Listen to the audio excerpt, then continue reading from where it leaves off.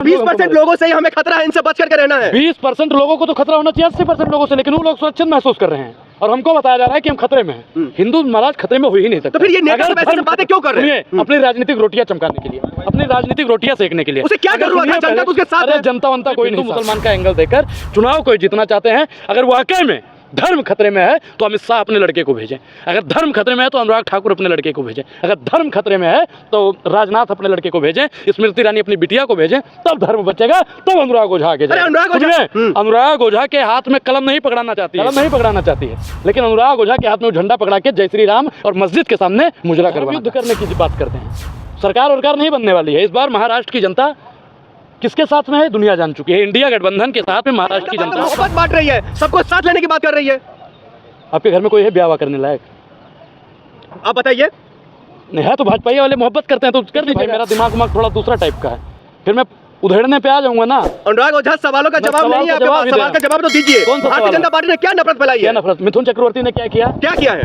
अच्छा, गलत क्या बोला ये बताइए। आप बैठ देंगे जी? नहीं, गलत क्या बोला बताइए।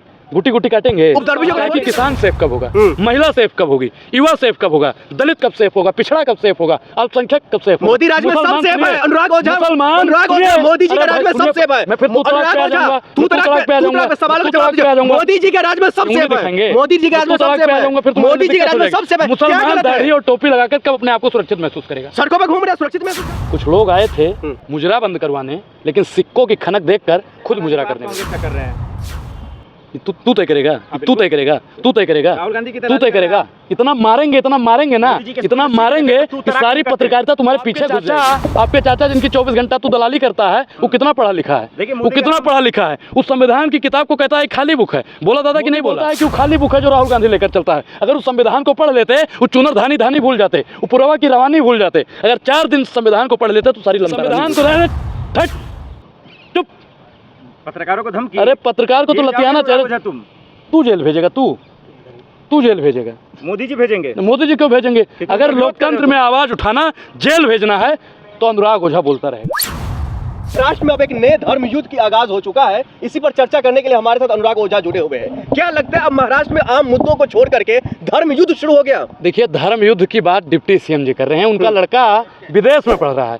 उनकी जो धर्म पत्नी है वो धर्म नहीं बचा रही है, रील बना रही हैं और कह रहे हैं कि गरीब गुरबा किसान दलित पिछड़ा आदिवासी का लड़का जाके धर्म बचाए। अभी आपने देखा होगा धर्म बचाने के चक्कर में हमारे भाई ब्राह्मण लड़का गोपाल मिश्रा भैया किस प्रकार से उसके साथ में कृत्य किया गया।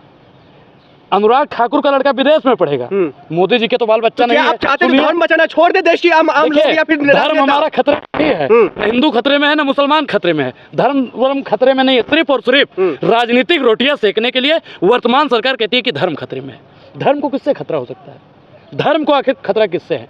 अरे मुसलमान सिर्फ 20% है, 80% हिंदुओं की आबादी है दादा की नहीं है।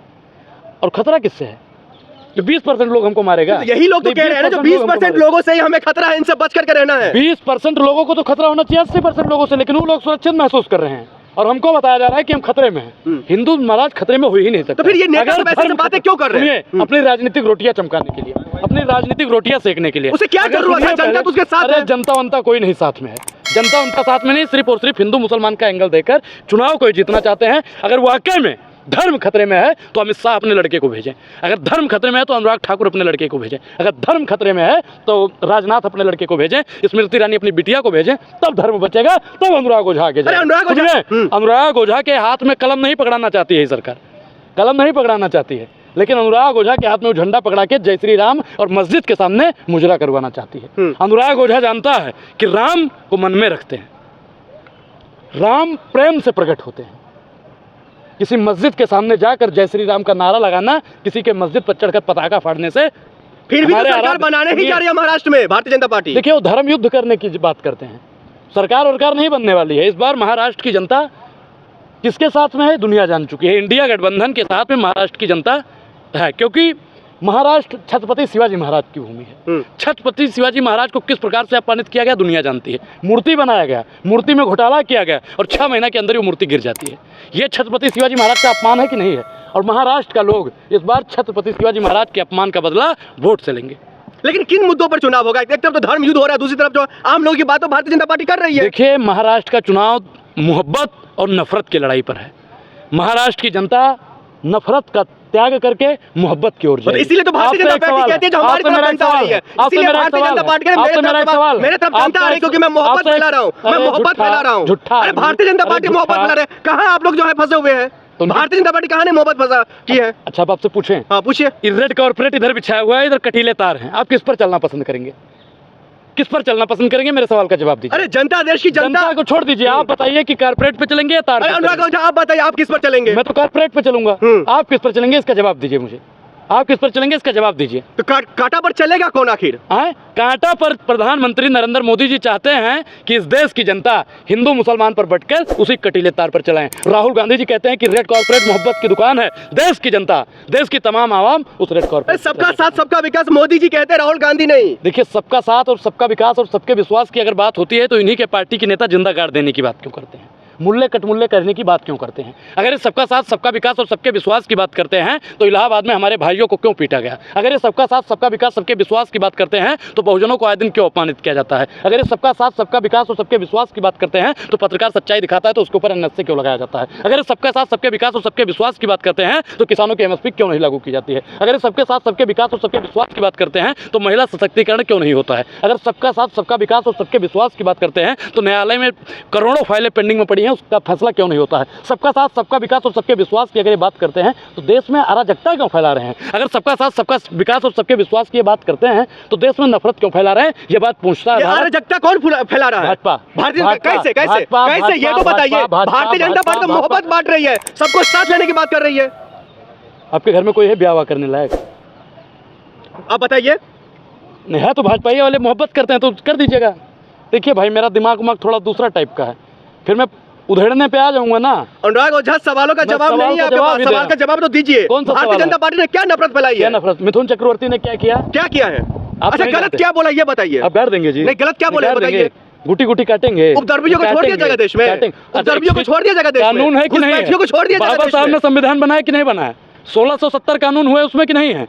बोलिए, हैं? तो कानून किस दिन काम आएगा? मिथुन चक्रवर्ती कानून को अपने हाथ में लेंगे?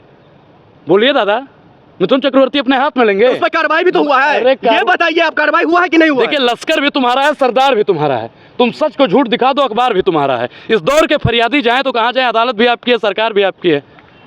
अगर वही चीज आप बोल देते, एक बार आप बोल के दिखाइए कि गुट्टी गुट्टी काट देंगे, फिर देखिए आपके साथ में क्या होता है। अरे जो मोदी का विरोध करेगा उसको कुट्टी कुट्टी काटा जाएगा। ये कब से होने लगा भाई? आप बताइए दादा, आप तो बुजुर्ग पत्रकार हैं, आप बताइए कि नेहरू जी का कॉलर पकड़कर सवाल पूछा गया था। नेहरू जी ने किसी को कहा था गुट्टी गुट्टी कटवा देंगे? इंदिरा जी को इतनी गोलियां लगी, राजीव गांधी जी को बम से उड़ाया गया, कभी कांग्रेस ने कहा गुट्टी गुट्टी काट देंगे? बताइए। कांग्रेस फेल क्यों हो गई? फिर कांग्रेस मोहब्बत की दुकान चलती आती है और मोहब्बत करने वाला किसी न किसी दिन फिर अपने मुकाम पर पहुंचता है। अरे एक है तो सेफ है। बिल्कुल, एक है तो सेफ है। माधवी बुच का नाम सुने हो जी? और उनका जैसा के पापा का नाम है अमित शाह, और देश के प्रधानमंत्री का मोदी जी। अजीत डोभाल का नाम सुने हो? और जो सबसे बड़ा आदमी है देश का, उसका क्या नाम है? मोदी जी, अडानी। तो ये 5 लोग अगर एक हैं तो ही सेफ हैं, अगर ये 5 लोग बिखरे तो ये अनसेफ। अरे देश की जनता की सेवा करें। कब होगा? देश की जनता की सेवा कब होगा? मेरा सवाल है कि किसान सेफ कब होगा? महिला सेफ कब होगी? युवा सेफ कब होगा? दलित कब सेफ होगा? पिछड़ा कब सेफ होगा? अल्पसंख्यक कब सेफ होगा? मोदी राज में सब सेफ है। अनुराग ओझा, अनुराग ओझा, मोदी जी के राज में सब सेफ है। मैं फिर तू तलाक पे आ जाऊंगा, तू तलाक पे आ जाऊंगा, सवालों का जवाब दीजिए। मोदी जी के राज में सब सेफ है। मोदी जी के राज में सब सेफ है। मोदी जी के राज में सब सेफ है। मुसलमान दाढ़ी और टोपी लगाकर कब अपने आप को सुरक्षित महसूस करेगा? सड़कों पर घूम रहे हैं, सुरक्षित महसूस कर रहे हैं। ट्रेन में किस प्रकार से मारा जा रहा है? ईश्वर करें तुम अगले जन्म में मुसलमान के घर में पैदा हो और फिर भाजपा के शासन में तुम हो, फिर देखता हूँ कि दाढ़ी और टोपी लगाकर किस प्रकार से तुम घूमते हो। मुसलमान खुश है मोदी राज में? मुसलमान खुश नहीं है। आप जैसे लोग राजनीति कर रहे हैं। देखिए, हम लोग तो आज सुरक्षित हैं क्योंकि सबसे ज्यादा प्रताड़ित ब्राह्मणों को ही किया गया इनकी सरकार में। उत्तर प्रदेश में सबसे ज्यादा ब्राह्मण ही मारे गए, ब्राह्मणों का घर जला दिया जाता है, ब्राह्मणों के हाथ में झंडा पकड़ा दिया जाता है, जाओ और तुम मार दिए जाओ। तो ब्राह्मणों को सिर्फ और सिर्फ लॉलीपॉप पकड़ाने का काम किया। उसके बाद नहीं, हम ना बटे हैं ना कटेंगे। काटेगा कौन महाराज? काटेगा कौन हम लोगों को? वही। अब बताइए कि 85% है बहुजन, ठीक, मतलब, और फिर 15% में ये लोग आ गए, तो बहुजन किसको काटेगा या 15% वाले किसको काटेंगे? ये काटने और बांटने की जो अंग्रेजों की नीति थी ना कि फूट डालो और देश की तमाम संपत्ति को लूट डालो, फूट डालो राज करो, तो भाजपा ही उन्हीं के वंशज हैं, उन्हीं की वंशावली है। वो भी चाहती है कि इस देश में फूट डालो और राज करो, भाई भाई को लड़वा दो। अनुराग ओझा से बात मत कीजिए, पहले अनुराग ओझा की सुनिए। जो अपने भाई भाई नहीं बात करते हैं वो भी आज हमसे कह रहे हैं कि एक रहोगे तो सेफ रहोगे।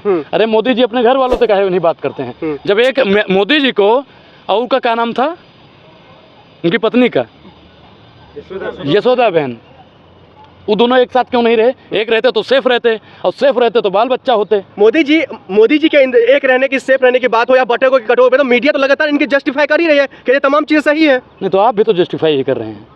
सही क्या है? ये कहाँ तक सही है? किस माध्यम तक सही है? ये काटने की बात कहाँ से आ गई राजनीति में? बेटी को छीन लेंगे, कभी मंगलसूत्र को छीन लेंगे, कभी भैंस को खोल लेंगे। अरे 20% मुसलमान है, 20% के मुसलमानों से हमको दिक्कत है, तो वह भी फिर क्यों मतलब बची हुई है टीवी जर्नलिज्म में? मैं एक चीज़ बताऊँ भाई, वो लोग दलाली करते हैं। कुछ लोग आए थे मुजरा बंद करवाने, लेकिन सिक्कों की खनक देखकर खुद मुजरा करने बैठे। अरे दलाली तो आप कांग्रेस का कर रहे हैं।